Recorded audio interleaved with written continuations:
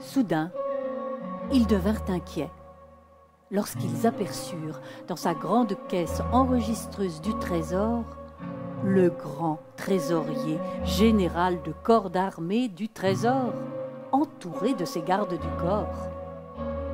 Et derrière lui, confortablement installés dans leur bel autocar bouton d'or, les actionnaires péninsulaires de la presqu'île au trésor. Le général trésorier parla. Indigènes, vous pouvez vous réjouir. Votre vie va changer. Vous n'étiez que de pauvres insulaires, ignorés, méprisés. Aujourd'hui, vous pouvez être fiers. Sachez que du fond de cette île, 40 milliards d'or vous contemplent et peut-être davantage. Hier encore, vous n'étiez que de modestes pêcheurs, agriculteurs et paysans. Aujourd'hui, je vous nomme mineurs de la péninsule du trésor. Et ceux qui ne seront pas sages, nous les mettrons en pénitence dans un grand pénitencier. Les mineurs, eux, étaient payés au poids de l'or qu'ils arrachaient à la terre. C'est-à-dire que plus ils arrachaient d'or, moins ils touchaient d'argent.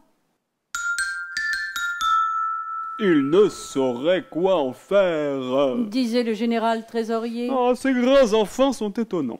On a beau essayer de leur apprendre à être heureux, ils ne veulent en faire qu'à leur tête. Ainsi, tout le monde travaillait, chacun selon ses moyens, et ceux qui avaient les moyens de ne rien faire ne faisaient rien. Le premier jour où les indigènes étaient descendus dans la mine, ils n'avaient pas du tout compris comment une chose pareille avait pu leur arriver. Mais le troisième jour, comme ils commençaient à réfléchir très sérieusement, ils entendirent dans l'ombre les cris d'un paon qui quelque temps auparavant avait échappé aux abattoirs de Tutu-Pan-Pan. Oh, mais quand j'ai vu arriver les gens du haut continent, je suis parti dans la montagne.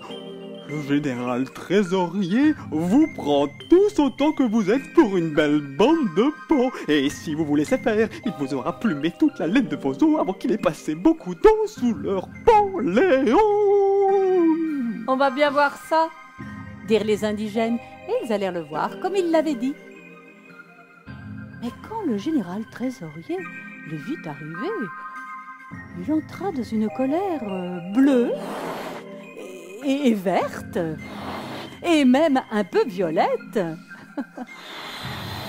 Et les yeux et la langue lui sortant en même temps de la tête, un vrai guignol méchant. Ah, mais ça, qu'est-ce que c'est que ça? Mais j'ai jamais vu ça. Qu'est-ce que ça veut dire? Qu'est-ce que c'est que ça?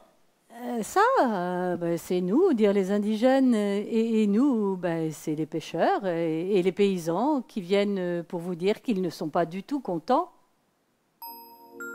Et il était tellement furieux, le général trésorier, qu'il ne trouvait plus ses mots. Les premiers qui lui tombèrent sous la main étaient ses mots préférés. Aux armes!